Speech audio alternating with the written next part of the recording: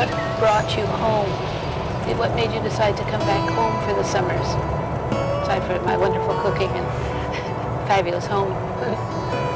Well, for me, I mean, when I'm, especially for the last couple of years, when I've been just out on the road full-time tattooing all over the United States and Canada, and you're sleeping in strange places all the time, and weird little motels.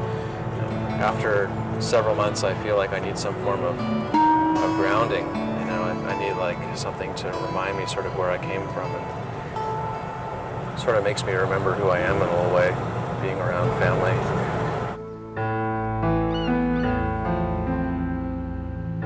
My son Adam came home this summer. He last lived at home when he was 15, and now he's 29. Adam and I went through a really rough and stormy period as he was growing up and forming his own identity. Sometimes I was afraid that Adam was going to kind of disappear past the horizon. And what I most wanted to do was to stay connected with him. And then I realized that this struggle wasn't just mine, it wasn't just Adam's, that there was a similar hard part for most parents who were trying to stay connected with children that were out in a very harsh-hearted world. As Adam went out into the world to try and find his own place in it, I really hoped that he would always feel that he could come back to our home and that home would be a safe harbor.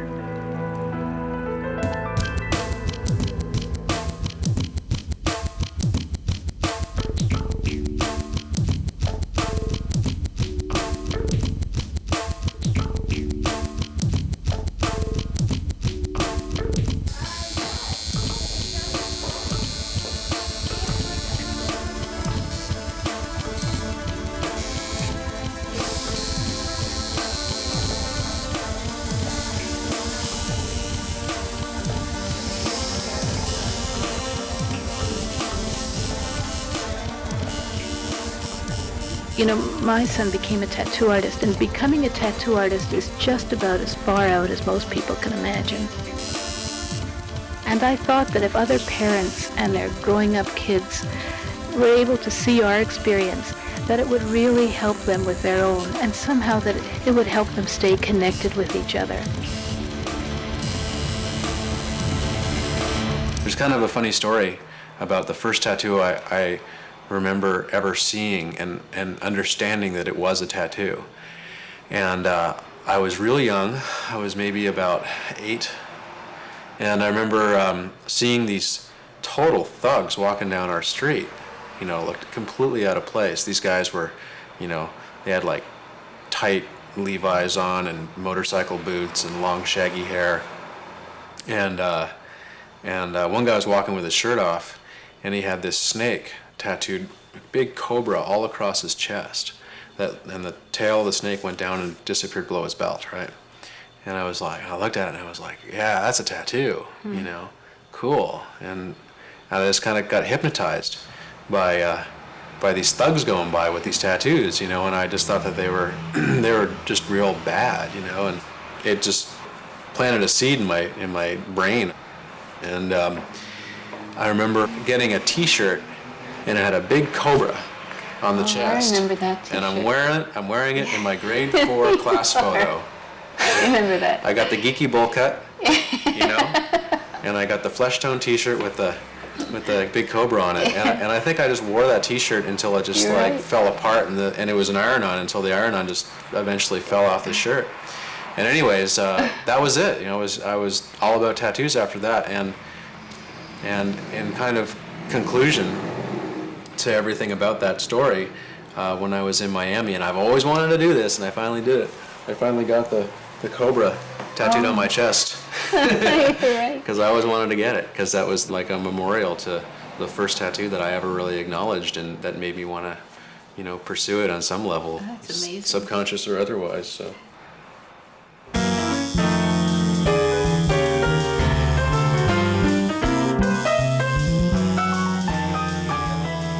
Through Adam and his friends, I met a number of people in the tattoo world. This film is about them as well.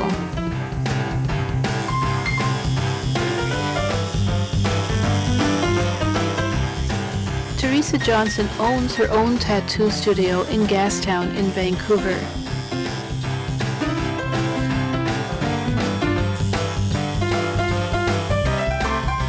Teresa graduated from art college and did her final thesis on tattooing. She works with Sarius and Andrea, who are tattooists in training. The compass. Yeah. Teresa, you just said something very profound. Oh, yes, I did. Imagine that. Yeah, I was saying that everything in life is a potential tattoo. So what do you mean? Well, I think everything in life leaves a mark. yeah. Exactly. Yeah. And you can.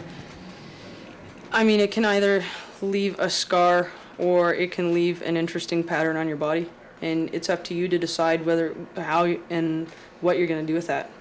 Nobody gets through this life unscathed.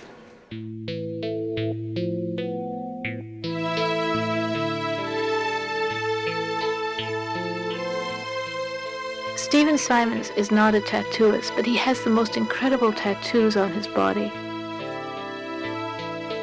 When I first met him, he told me that the calm and spiritual tattoos he had were a way of warding off his childhood fears.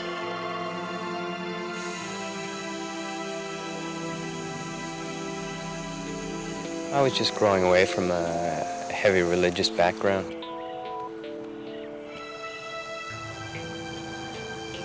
It was always about fear of going to hell. You get tired of being afraid.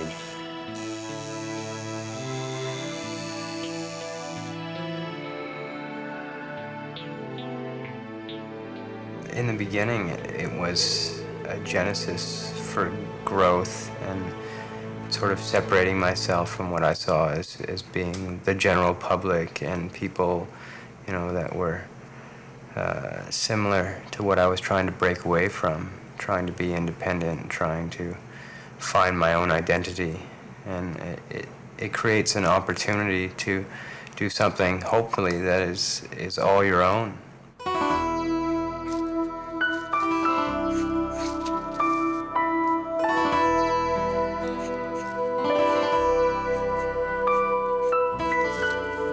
Swallows is like a real historical tattoo for good luck returning home.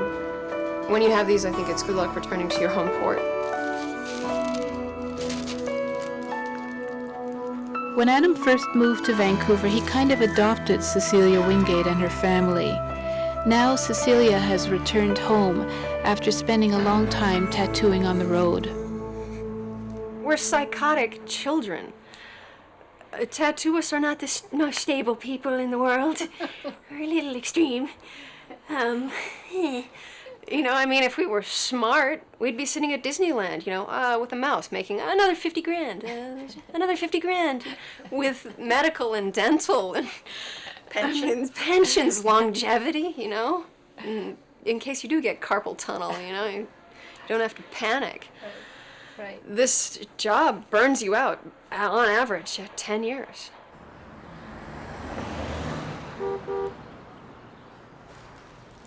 Tell us about your tattoos. They're so different, because here you have a death head, here you have a naked woman. How can we understand you through looking at the tattoos on your body? I never really considered my tattoos as a way of looking into understanding me. I don't even understand some of the tattoos that I have in a way. It's not like an owner's manual to me or anything like that. Please don't read me like a book, because I'm not. You know what I mean? My tattoos. I like my tattoos because I think they look cool. That's the only reason why I have them. There's no philosopher's stone to my tattoos. You know what I mean? It's not a way of reading my personality or my soul or anything. I just like them because they look cool. For instance, like the tattoo that I have of of the devil woman with the martini glass and the dice and the cards. It's a kind of an old, traditional, tried and true image for tattooing in the first place, and my mom has a really hard time dealing with this tattoo because it's got, the naked woman on it, and she's a devil, So she thinks that I'm saying, women are the devil or something, or, look at the evil women or something like that. But by far, it's so far from that. It's all about the sin and corruption that, as a guy, sometimes you gotta face, you know what I mean? Like the evil temptress, yet she's really darn cute.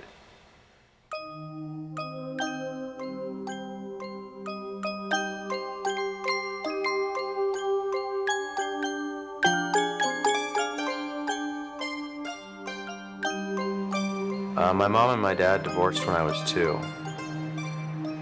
Definitely, I was too young to remember my mom and my dad being together. My dad had visitation rights for weekends, which he kind of rarely took advantage of. I have very few memories of spending time with him at his house.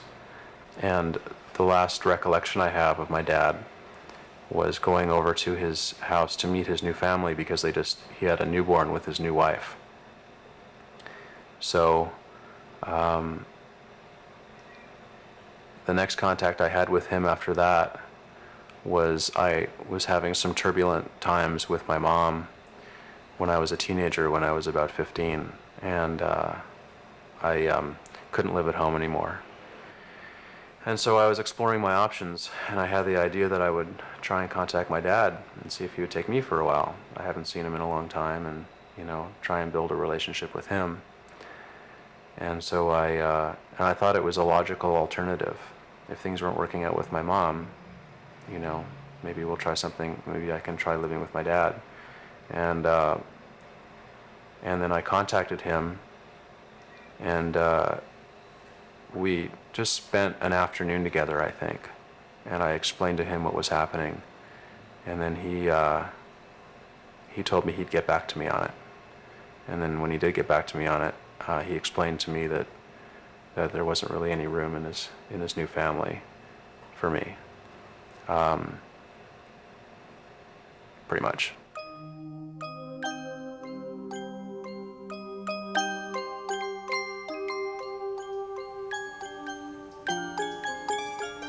Well, one morning I came downstairs and I was putting breakfast together. Adam was sitting at the breakfast table. He had the companions column to the Globe and Mail at the table, and he said, "Okay, Laura, listen to this. Here's this guy. He likes movies, he likes music, and he likes to go bicycling. And you like those things. So why don't you try him?" And I at first I thought it was like we were just joking and kibitzing. And then he said, "And what about this guy? This guy has been to Europe, and Adam gave me his list of qualifications." And I realized at that moment that this was very serious, that Adam wanted me to find a father for him. And it sort of sharpened and focused that responsibility. But it's a responsibility that I wasn't able to fulfill. And it meant that Adam experienced loss more than once. And finally, when he went into the most chaotic and painful time of his life, that period was precipitated by the loss of a relationship with a man who Adam really, really adored. And he descended into a dark and terrible period subsequently. And I think that at one point she thought I was, suicidal. I wasn't. I was never suicidal. And I remember being like knowing from an early age that I was a survivor. As Adam went through this very difficult period, his whole demeanor changed. He went from being a tender young boy, very affectionate, very thoughtful. He just became the embodiment of belligerence and aggression. There were some badass kids I was hanging out with, and we were hanging out in badass places and stuff. right? But I felt that I kind of had things under control, and so, you know, as the reins got, or as the leash got shorter and shorter, you know, the more I wanted just to break away from it, and it just sort of escalated, kind of out of control for a little while there.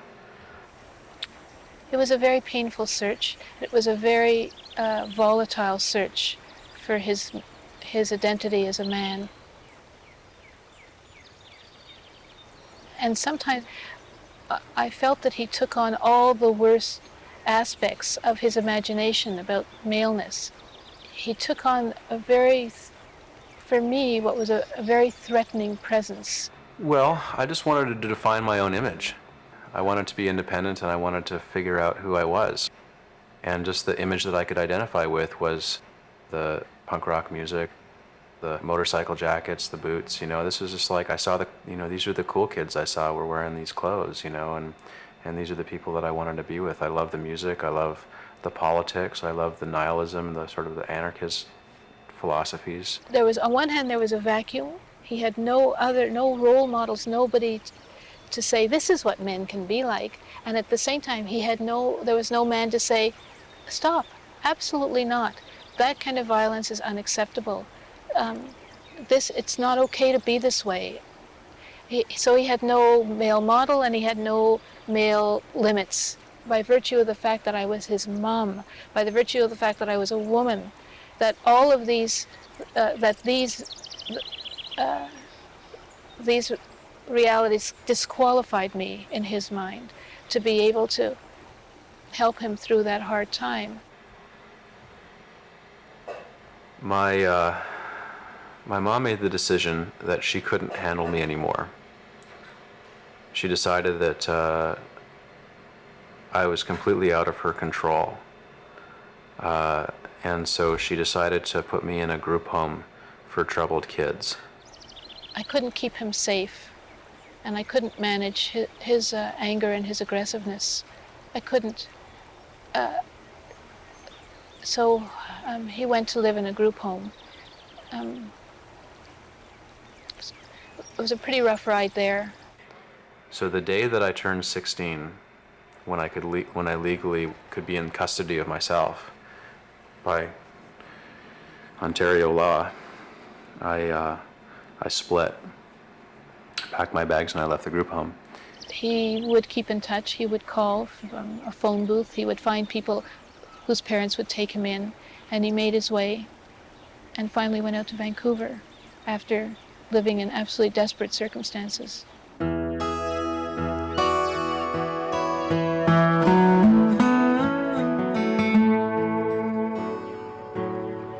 Vancouver's like the furthest point from Toronto that I could get, you know, and so I went out there, and it was great, you know. It was an amazing opportunity to start a new life.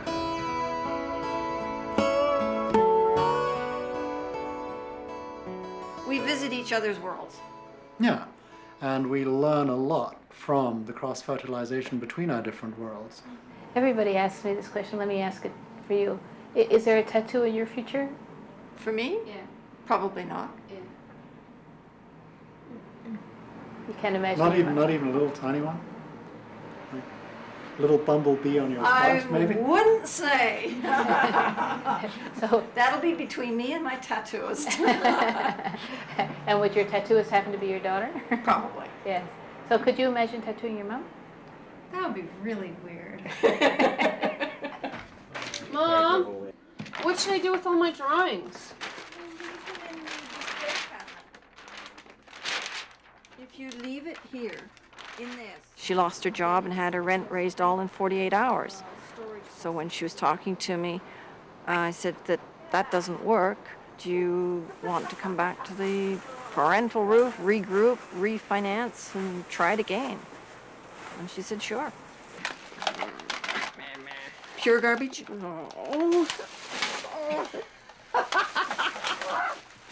So this is Cecilia's revisit to reorganize her life.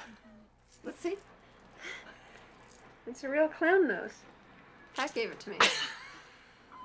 Spiritually, I separated with him when I moved out, and I had to float on my own, you know, without that tremendous amount of support, the great confidence boosters, you know, that your parents are. I mean, once you have incredibly supportive parents, it's a bit of a struggle to separate yourselves from them, you know? You can be a big chicken shit without them. You think I should keep this stuff? Okay. Do the two of you, do you learn from each other's art and craft? Is there an exchange, or do you think pretty separately? I think the exchange is pretty natural, always, yeah.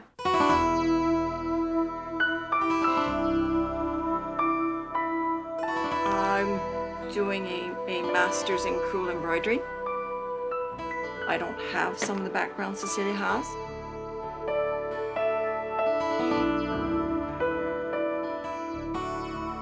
So I want basic designs from Cecelia.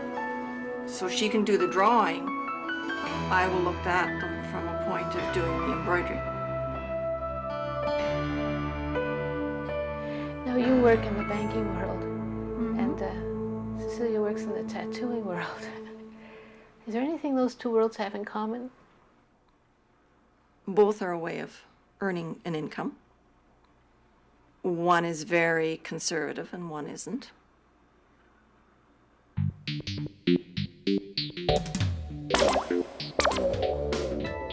No, I'm not comfortable in her world. I'm not comfortable sitting on the edge. I think Cecelia is more comfortable. And I'm very pleased that she can be comfortable out there, because that means she can take me. That she can? Take me. How do you mean? I can go into her world because she's there and see it and visit it with her knowledge and protection. And then I can retreat to my own. I mean, if there's one regret I've ever had, is the fact that my mother has had to work in such drudgery for so long. It's not drudgery, it's just... Well, to me it is. Compared to what we do. As a tattooist, All right. an office environment to me, I managed it for 3 months. God bless the people who can do it for a lifetime. I mean, it scares the living crap out of me, the idea of actually having to have a regular job. I simply cannot imagine it, and she supported us for years and did it, you know, for the love of us, I assume. I mean... Can't think of any other reason. Right. From the very first moment you started to speak, you were treated as a real person. Right. She was never treated really as a child. It was one of those households where, yeah, do whatever floats your boat. Use, don't abuse. If you want to do it safely. You know, don't be a dummy. We'll back you up as long as you're happy. It was patently obvious that I had a lot more freedom than anybody else my age. I always did.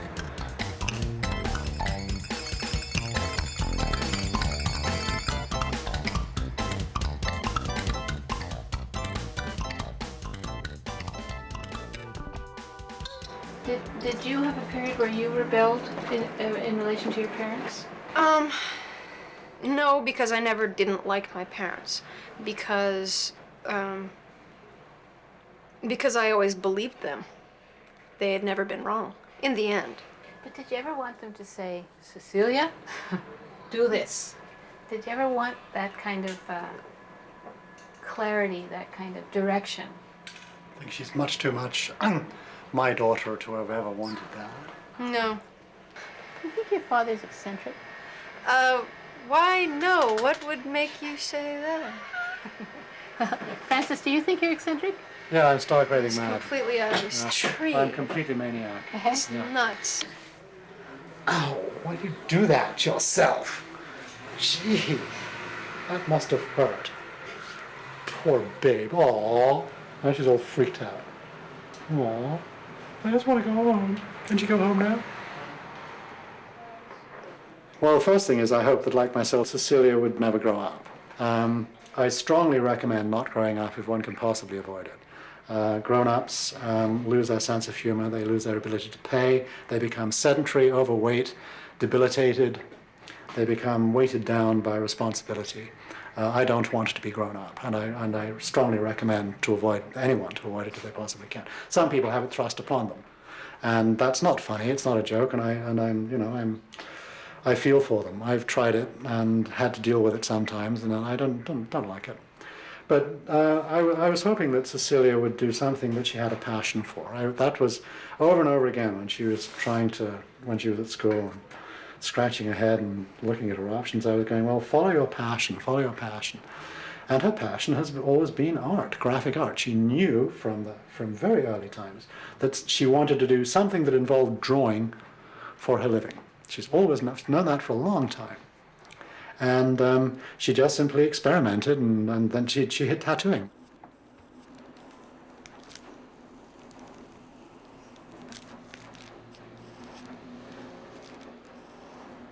There's a few axioms that I was brought up with.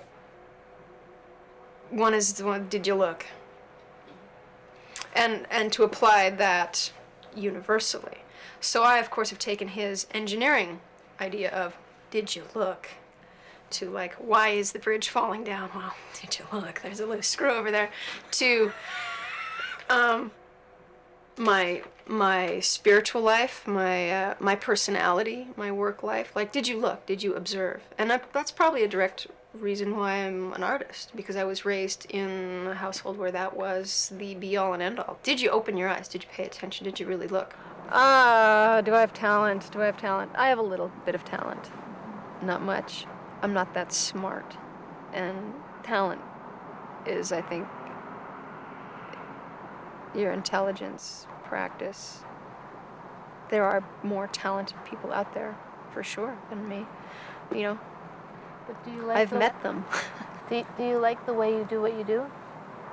Rarely. You're a harsh judge. That's actually a, bona fide stolen idea. Something you Like like. everything I do, because I'm a horrible person. Lazy with very few good ideas. Depression for me is That's a fight. I don't like being depressed. It makes me very angry, because it's a failing. It's not truth.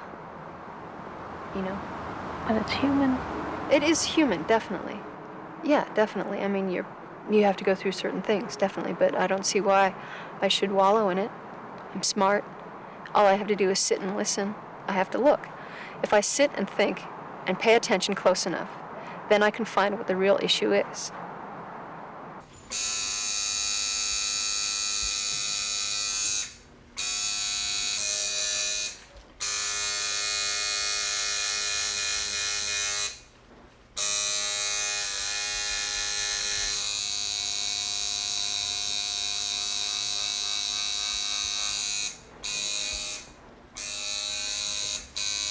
I was adopted before birth. Basically, the adoption was arranged.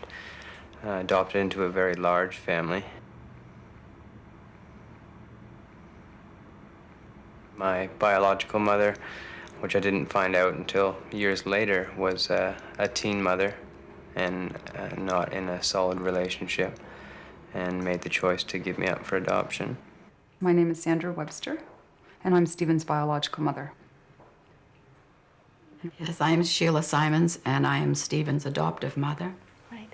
And how old was Stephen when you first began taking care of him? He was 10 days old. A little guy. Yeah. And Sandra, what were the conditions that caused you to decide that you needed to have Stephen adopted? Well, I wanted to make sure that he had a quality of life that I didn't feel at that time. I was 18 years old. I didn't feel that I could provide that for him. And I also, I wanted him to have every chance, an opportunity and to have a better life, I thought, at the time. Mm-hmm. Mm-hmm. My adopted father died when I was 5. So I was basically raised by a gaggle of women. My mother remarried when I was 11, and my stepfather was a minister. Religion to me was represented, it was Christianity, and it was represented as something to be feared.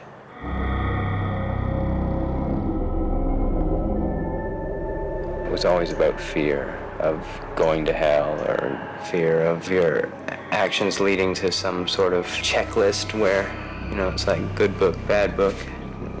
How many times can you get away with being in the bad book before it's too late, before your soul is whisked off to purgatory? It's very real for a younger child, anyway.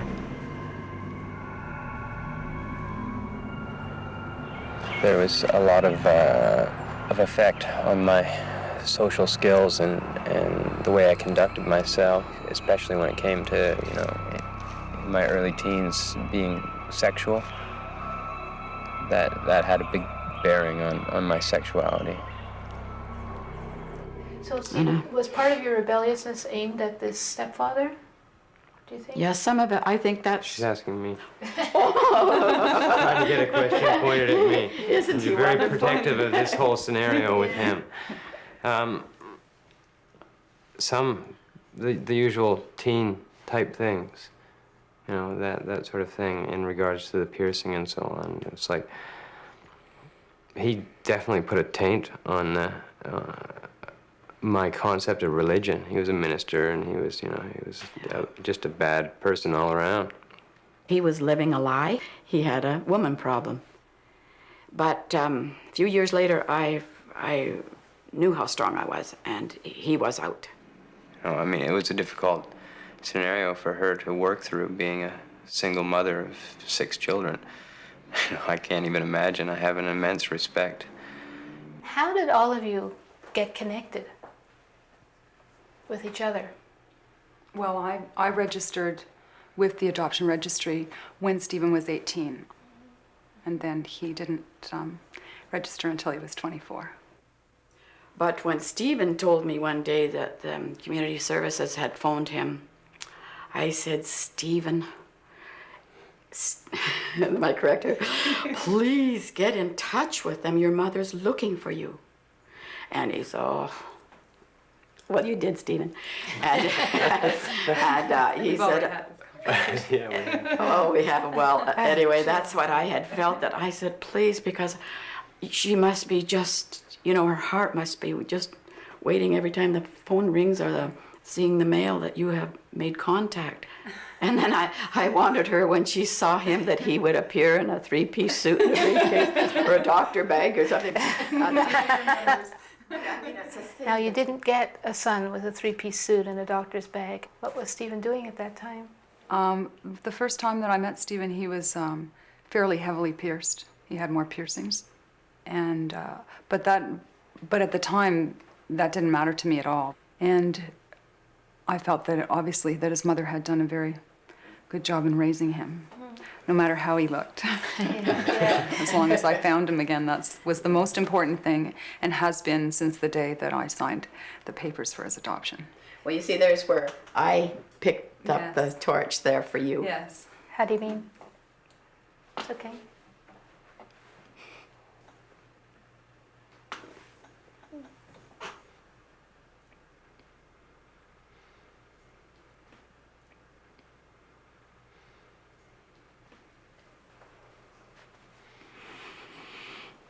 Sorry. That's all right. But it comes back to that responsibility again. Yeah. And I just didn't want her to be disappointed that I failed. Sorry, Steve. And but I don't feel that Sheila did fail. I think that he's wonderful, the way he is. So I don't think that I think that it was so difficult for her, and I feel really sorry that she feels the way she does, because I think that it would be nice if she could let go of that a little bit. So, Stephen, how do you feel now, looking back, about sort of father presence or male presence in your life? It was non-existent. There was no positive male role models at all. And I I guess in my social life, I tried to fill in the gaps very poorly.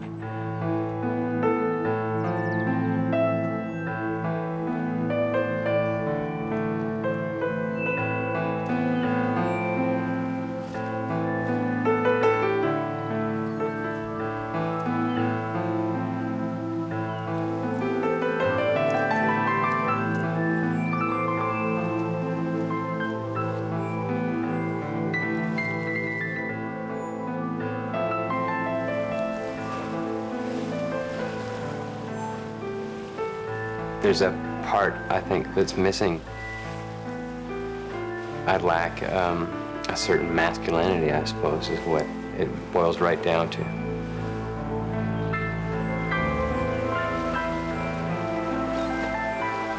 There's that assertive, typical male kind of emotional state that's missing from my life because I was raised by women.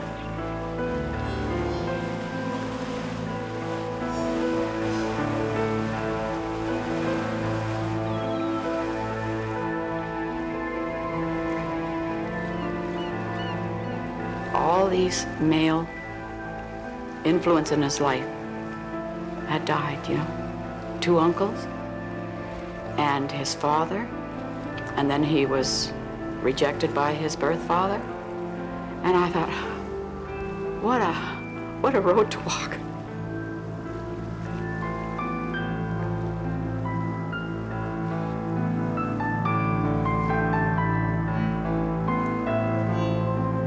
It would be nice if it would work out between Stephen and his biological father. It would make me very happy if something could come from it.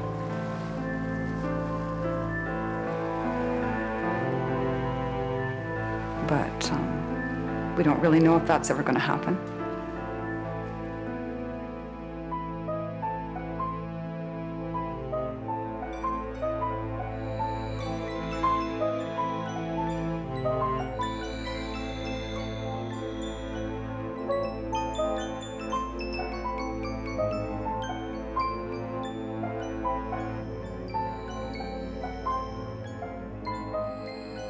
I think as a child, with what was happening with me, I tended to identify with objects a lot more than I did with people, because objects were a whole lot safer. And even now, if you look around my apartment, there's like tons of stuff, and I still have this attachment to things.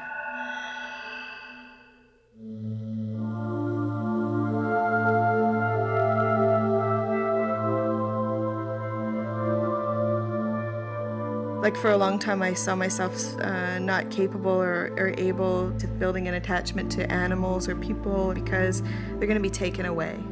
They're going to be, you know, it's going to be destroyed at some point.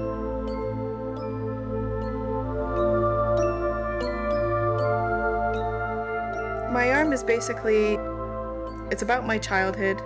And, you know, to anyone who would look at it, they'd just think that it was like a bunch of toys and, you know, nice bright colors. And, you know, that's sort of what childhood is about. But at the same time, there's specific things about the imagery that relate to certain events. And can you be a little more specific? Okay, well, a good example would be like the mouse on the glass of spilt milk. My father was a pretty volatile person. He could blow up at anything, you know, didn't matter what it was. You could be sitting at the table and spill a glass of milk and he'd fly off the handle, you know, and it was just like walking on pins and needles all the time. And so, and the mouse sitting on the top of it has a lot to do with this specific event. Like I had this pet mouse that my father had just decided that, you know, I shouldn't have anymore, and he flushed it down the toilet while I watched. So the arm is about using some of those objects and taking back the experience and seeing it as something, you know, seeing it as getting something positive out of the experience or taking it back, you know? I think that as a child, various family members and possibly even neighbors knew what was going on. And there were different times when people had asked me, you know, like they'd say, you know, what happened to your face or whatever. And I would make an attempt to say something, but sometimes another family member would be there, and I would be silenced. Or else I would tell a family member, and you know, a promise would be made that there'd be something done about it, but it never was. It was sort of like just sort of ironed over. And you know, like if you don't address the problem, then a problem doesn't exist, right? And especially when you're a child, I mean, you know, you don't feel like you have a whole lot of power in a situation like that. So you just kind of keep hoping, and each time you get your hopes up a little higher, and then they kind of get, you know, run over a little more. And then, you know, my life at home basically was spent waiting for the day that I could leave.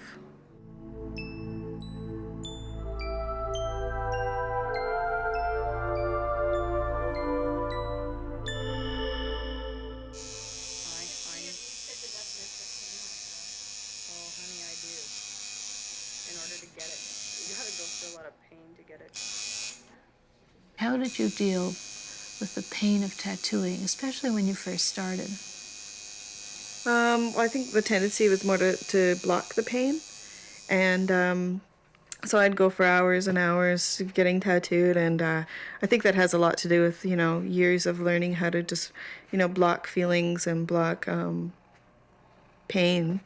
And but it was also blocking happy feelings and stuff too. So over the last probably year, it's been harder for me to get tattooed. A lot of things have been much, you know, better in my life than they ever have been. So therefore, I think the tattooing is getting harder.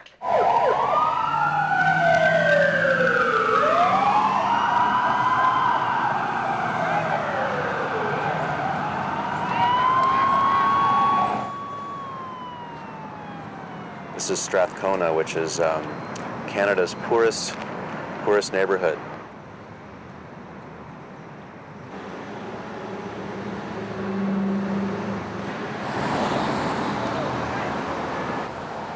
I knew it was kind of a seedy neighborhood and stuff, but, you know, thought I'd be the tough Canadian lowbrow artist that I'm supposed to be, so came down here and moved in. I would sit in my front window, which is on the second story above Hastings Street, for hours on end. I mean, sometimes even till the sunrise, just watching the world go by in front of me. It was like living in, you know, the craziest William Burroughs beat novel that you could possibly ever imagine.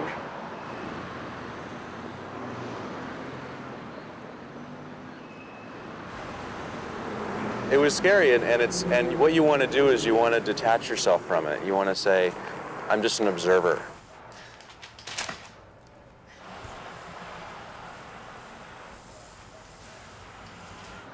I found that after a while I started to think, you know, wait a minute, this is my neighborhood. These are the people in my community, you know, so what makes me so different from them, you know? Sure, I don't shoot dope or smoke crack or turn tricks, but, you know, these are the people that I choose to surround myself with. And you lose that feeling of separation between these people, and you start to really have a really strong feeling of empathy towards them.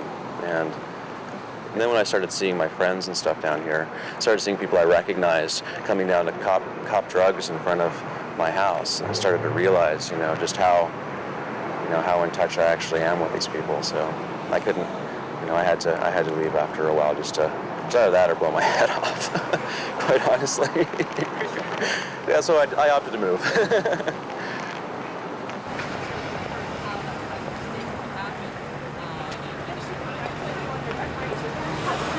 How did you support yourself? Well, like a lot of young kids in Canada, you start off on the dole. I worked as a bicycle courier. I worked as a motorcycle courier. You know, just, you know, young person's jobs.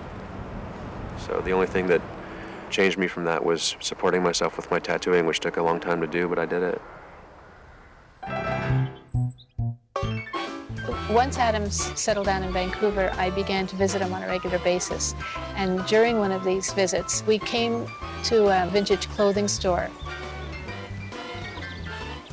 There, Adam met a friend, and the friend got really excited. "Oh, Adam, I'm so glad to see you. I really want to get a tattoo. I hear your tattoos are fabulous." and Adam's friend wanted to see them. And Adam barely looked at me. Both of us, I think, knew that something was about to change between us. He took off his jacket, and he was wearing a short-sleeved T-shirt, and I saw that Adam's arms were full of tattoos. And all of a sudden, I just got it.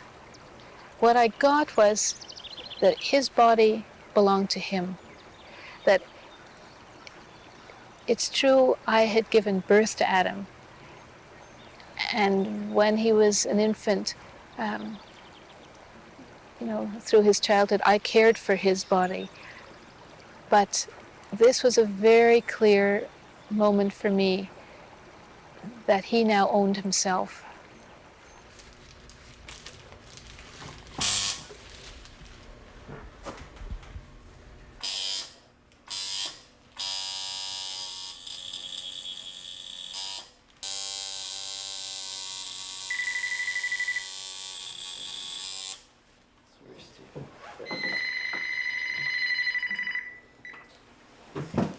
Hello. How are you, Emma? Not too much, working on Steven. Oh God, he's a tough guy, I'm not joking. It's very difficult for me to settle myself on imagery, because it is so permanent. Dragons are a very powerful figure, and they represent, to me, issues of strength.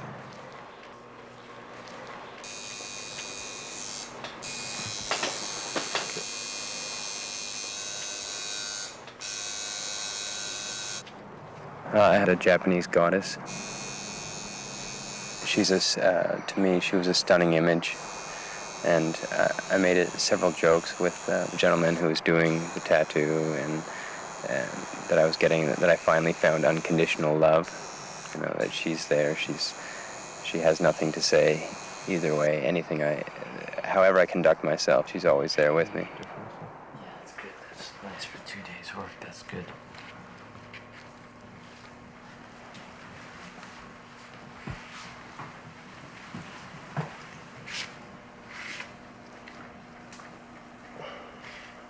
I wanted to get in kanji, Japanese lettering, the word bastard, to have put on my throat here. Oh, Stephen. Well, it's very... Well, you see, I've got to be careful I don't say anything, because then, this is how I felt before. If I say anything, in my case, then he might just do it, so I'll show you. Well, but I wouldn't want you to take I'm not worth that.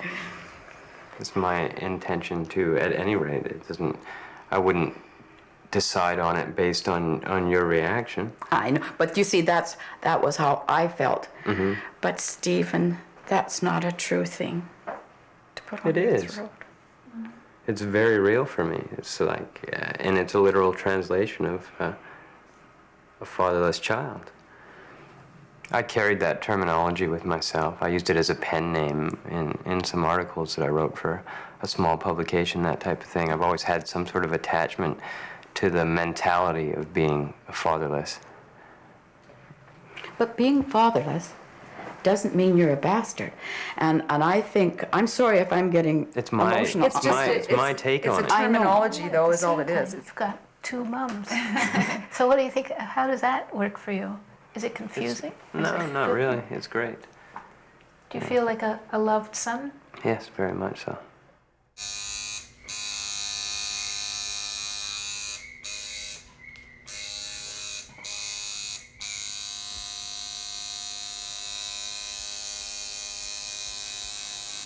What about the piercings? Because Stephen was heavily pierced for a while. Well, I worked at McDonald's. I was a hostess. And I saw him come in with these things here and here and here, I believe. And they came in the back to get me, and there's somebody out there. They said they know you. And I came out and I said, Steve. So I took him to one of these where it was quiet to talk to him, and then I insisted that I get him some hot chocolate, and he says, no, I can't, and he showed me his tongue.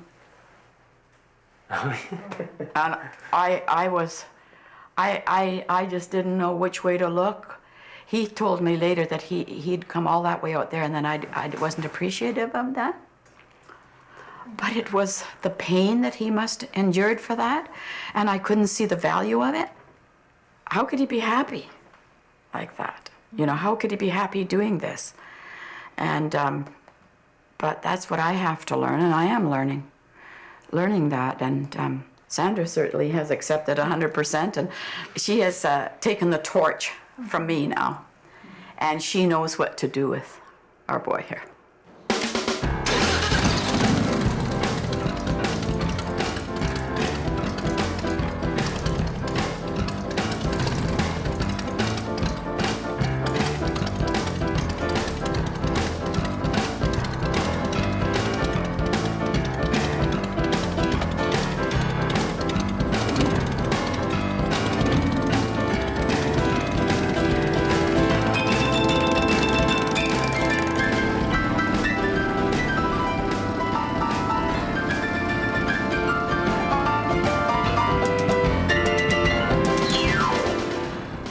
Okay, so now this is a question I love to ask couples. How did you guys meet? Over to you, honey. Well, Jay's a bus driver, so he was driving my bus. And then I would conveniently take the bus at the same time every day home. And then I'd talk to him and stuff, and then eventually he told me that he wasn't going to be driving that bus anymore. He said, as of Thursday, I'm going to be driving a different bus, and I was panicking, and I was like, I have to ask him out for coffee or something, and it took me like a week to work up the courage, and then I asked him, and he said, I'd love to, and that was some of the beginning. Nice. We're going to go to Vegas and go to the Graceland Chapel and get married with Elvis. He's as close to God as anybody I know, so. Yeah. And we're riding down on the Harley. Yeah. Yeah. Tie a few tin cans to the back. And We'll see how our butts feel by the time we get there, though.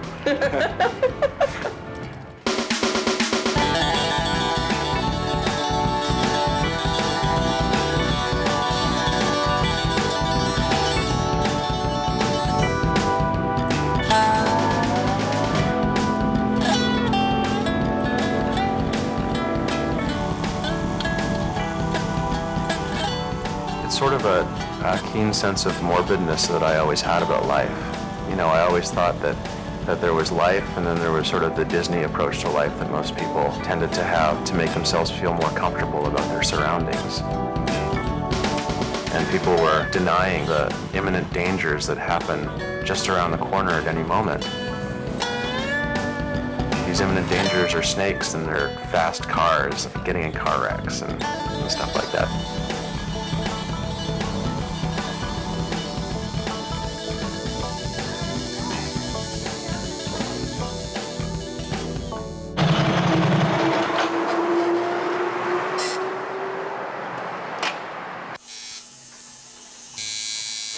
Actually, tattooing is the least permanent art there is, I think.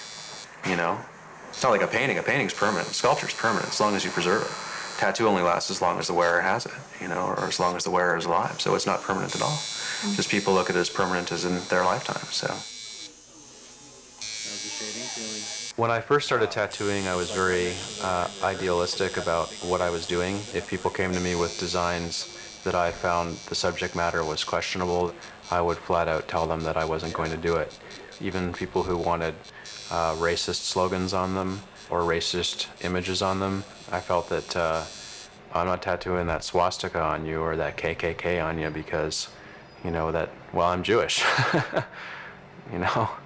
And then anyways, finally I decided, you know what? I'm not out to edit anyone's lives for them. I'm not going to censor what I do anymore. If you get that racist slogan tattooed on you, say you want that swastika tattooed on you, no, let's not do it small. Let's do it big. Let's do it big so we can see it from across the street. So everyone is going to know who that asshole is coming from down the road. It's so hard to shock people these days, you know, and this is one of one of the last remaining art forms that can be truly shocking to many people. And I think that you're kind of breaking new ground with social stigma with tattooing.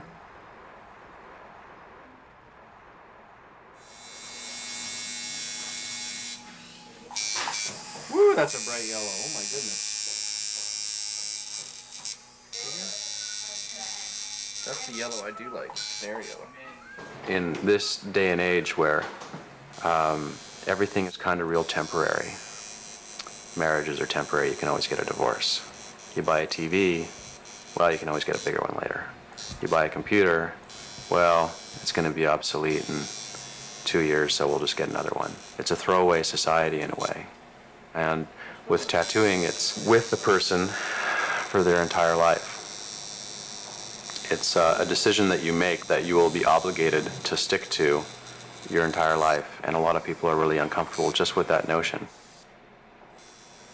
And I think that is what makes it taboo in society, is that it's a permanent decision that's going to mark what you were thinking at the time for the rest of your life. Now we're done.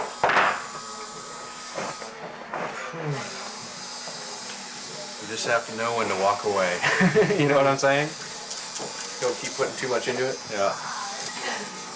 Okay, have a look in the mirror, chum.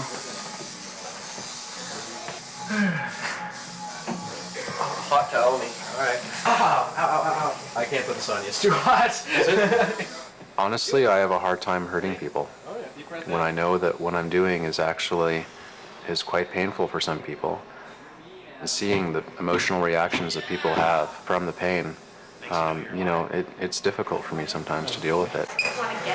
Sorry. That's okay. Like, totally bending down. But you have to be able to separate yourself from the realization that you are hurting people. It's a productive pain, you know, they will be satisfied with your work, but you have to go through the pain to get there. When you're a tattooer, you're definitely, you know, one part psychologist when you're doing it, you know. I always like to say that you're one part psychologist, one part like medico of some degree, and one part carny. I can't stand it anymore. You can.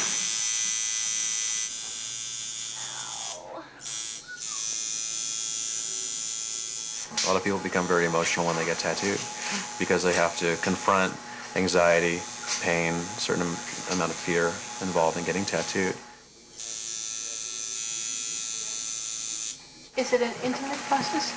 Oh, extremely, you know, and a lot of times they're just folks you just don't want to be that intimate with, you know what I mean? And then there are people who you really are enjoying the intimacy with, you know.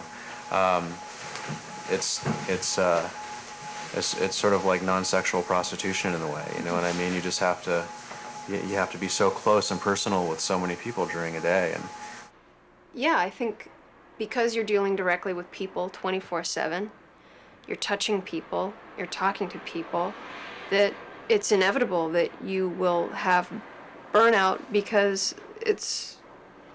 you have seen it before a lot. Do you get a bit jaded or cynical or? Well, I was fortunate in the fact that I had somebody who was really, really jaded and cynical warn me. And he said straight up, I said, Theo, I want to be a tattooist. And he said, oh, God, no, you don't. No, I'm not even going to talk to you about this. Call me again. No. Was he right? Yeah. Oh, yeah. Right. Oh, yeah. I mean, right to a degree that's baffling, that I've really only experienced in the last year. Yeah. You wind up having your own communication fantasy world, I suppose. You know, you have to deal with the public, so you have to kind of put on a public face. So you're always doing this, you know, oh, hi, how are you doing? You know, oh, there's that dumb question again. Oh, I'll answer it again. Does it hurt? What do you think, you moron? You know? Why are you asking that? Do you want me to say, no, for you today, tattooing doesn't hurt? Just the simple repetition of the questions, it just becomes to the point where you're like, you know what? I have said enough. I am no longer the world's #1 tattoo ambassador.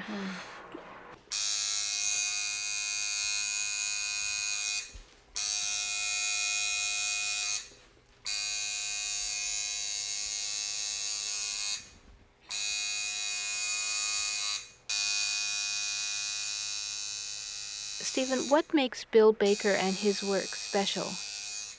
I've never met anyone who's put that much effort into and has a greater understanding of all that it encompasses: technical side, the actual drawing side.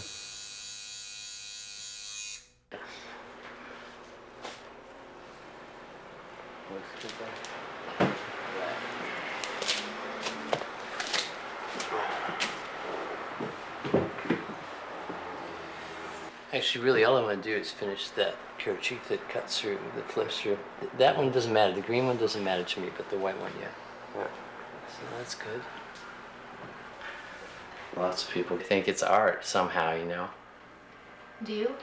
No, art to me is Jackson Pollock drunk out of his mind with a 2x4, you know. That ain't tattooing. This isn't art? No, this is craftsmanship. It's really technical. It's just hours of work. It's, you know, putting lines where lines go, putting color where color goes, putting shading where it's supposed to be shaded, you know? Yeah. Spent what, 30 hours on this drawing or something? Easily, yeah. Yeah. I think it took us close to 5 hours to just put it on so that it sat right. Yeah, just to put the stencils in place.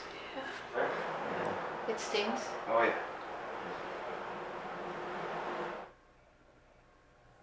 What do you think your body communicates, or what would you like your tattooed body to communicate to the world? Well, like, first and foremost, I think that it says that this is my body, and I'll do with it what I choose to do with it.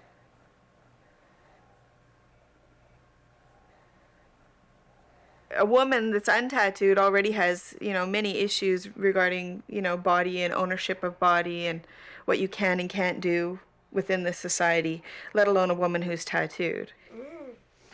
Done. No, I say that's it. That's the only reason I want Teresa to tattoo me, is so I could go for a ride in the chair. Oh, thanks. Yeah, that's absolutely the only reason. My girls are like totally empowered. Like, my girls have big guns and they're just having a great time. Like all the ones that I draw. Yeah, they have great, you know, they're just strong women, and I just like those images. I almost think of them as like, it's like my fantasy world in my head as I draw these girls, and being a woman, you know, I can draw everything I'm not, or, you know, make it be anything, because why not? It's fun, and I never draw pictures of women where they're being degraded or in any way. They're always on top. They're always in control. Well, I hope my mom's not gonna see that. My thing was, I always thought that I was drawing Cher. So I used to draw this woman with these, like, really curvy, though, like probably curvier than Cher, right? But she always had long hair and really big breasts. So like, Cher doesn't have big breasts. Well, she didn't then, but you know, it was always Cher. That's another story. Oh, I was obsessed with Cher. Really? Yeah. Well, let me ask you, say, what do your mothers think of you both being tattooists and being tattooed? Who wants to go first? I'll go first. My mom doesn't like it at all. My mom she doesn't like the fact that I get tattooed. My first tattoo that I got, and I showed her thinking I was trying to bond with my mom and share my tattoo with her. She cried. She was so upset. And then, you know, I continued to get more tattoos, and I decided not to tell her that I was getting more tattoos. But then when I started tattooing, I actually waited quite a while before I told her what I was doing, and then I finally told her, and she wouldn't talk to me for about 2 weeks. Well, she's been here to the shop, though. Yeah, but she did come here. She met everybody, and yeah, she's trying to deal with it the best that she can. She's okay with me tattooing now, because she thinks it's good that I'm doing what I want and I'm being able to make a living being an artist, because they never thought I was going to be able to do that. But parents have a tendency not to take it very seriously, though, so at the beginning at least. Yeah. Or when you start getting tattooed, they think that it's a phase you're going to grow out of. And then, and even as the years go on, they still have a hard time believing that it's, like, they don't see the validity in it a lot of the time. Yeah. My parents have been very supportive. Oh, yeah? It was just my last one they weren't too thrilled about, because it's sort of like, it sort of admits that I might be, you know, active sexually, maybe, you know, a little bit, and I'm not married, you know. Your last tattoo? Yeah, that Andrea's doing, because it says it's an anatomical heart. We'll just show them. Oh, well. Just the outline. Yeah, so still got to color it all. And oh, right. But it says your name here. Wow, I hope Mom and Dad don't go and see this. She's the racy one of the crew. Yeah, she's the bad girl. I'm the so-called good girl. Yeah, and she's the bad girl. You say the word breast usually around Andrea, well, and she gets a full blush. They do stuff around here that anybody would blush. Look, I'm blushing now. Am I blushing? It's getting there. See, they do this to me all the time. They just. Well, I had my armpits tattooed.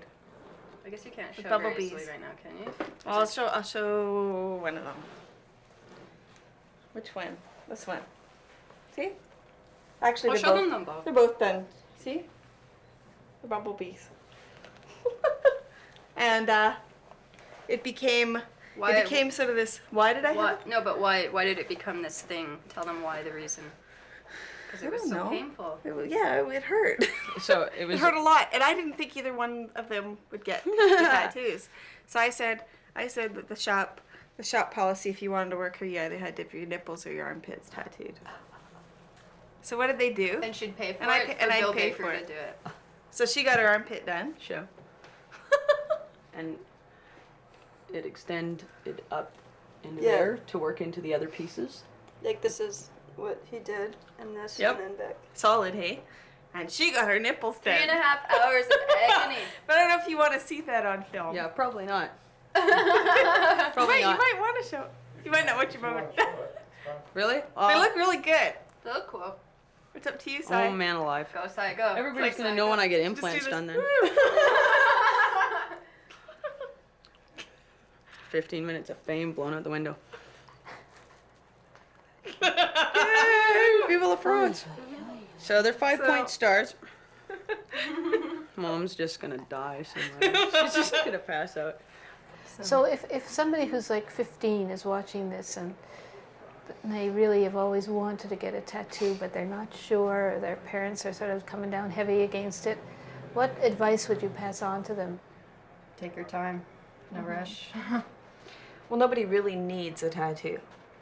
I mean, you know, as much as you know, I know for me it's been therapeutic and a real helpful tool in sort of, you know, becoming who I am, or helping me express who I am.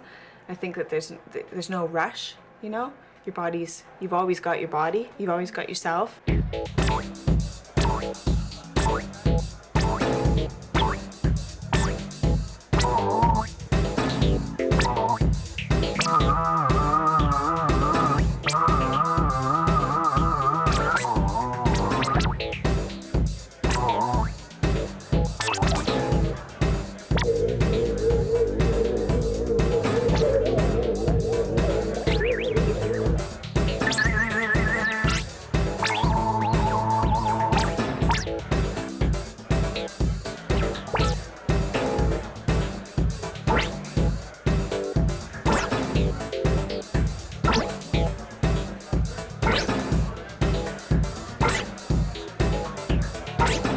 I think your rebellion ends when a bigger rebel comes along and sort of, you know, kicks you in the ass and scares you a bit. And that's sort of what happened for me. I think that the rebellion ends when you realize sort of you've met your match in a way. And I'm not talking like a bigger rebel like a person. I'm talking like a situation or something like that. For me, my rebellion was young and difficult. And it was... you know, I when I rebelled, I left home and I went and I instantaneously submersed myself in, you know, such extreme, sort of dangerous environments of living on the street. And I think that my rebellion might have even just ended there, you know, as like almost the day I left town, or I left home, I should say, because suddenly I was confronted with things that were a lot, you know, more scarier than I could ever be to anybody, you know, and that was the end of the rebellion for me.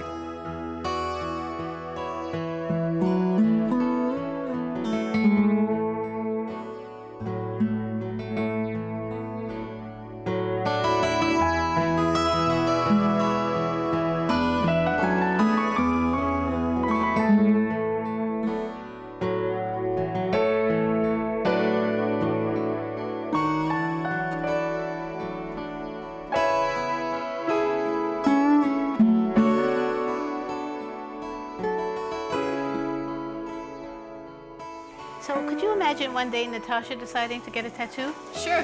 What would you think of that? I would have no problem. I think it would be neat. But you would think, Natasha.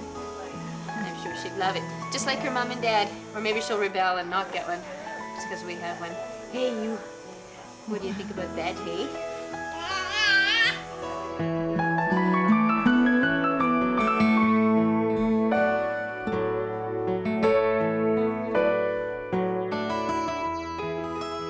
Okay, I was about 14 or 15, and I got this tattoo, and then my grandmother was passing away, and I put her name under it for a memorial. Did she like it? Oh, she loved it. She was in tears when she seen it. It was just like, I went down to see her before she passed on. It was a month beforehand, and well, now it's like she's gone, and I'll miss her. And well, I guess every time I look at that, that just reminds me of her.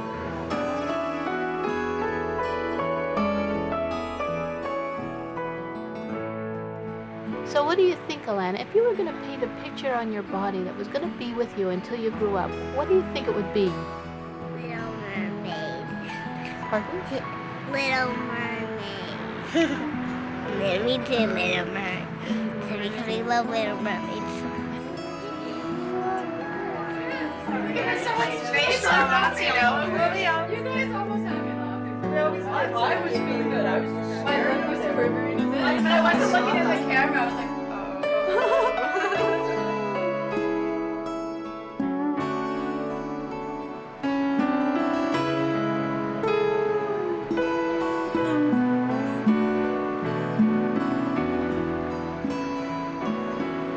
Well, most of the boys in my class think they're neat. And what do the girls think?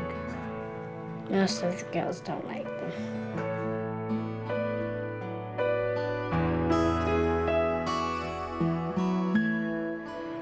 Could you ever imagine having a tattoo? I probably wouldn't want to get one. Why not? Because it would hurt. So what about the pain? I think it feels good, man. I like it. That's the best I like it. Getting a tattoo. That is the best part of getting a tattoo. Yeah. Because it's like you feel it ripping your skin like. It's just, Actually, you gotta sit there and take it. You know, you gotta sit there and take it. Nah, this. Yeah, you can't. All make it that, does you is can't. burn. It's like a test. Like I don't know. Like myself, it's like a test of manhood. Like when it's in a place that really hurts, like in here, close to the eye or something.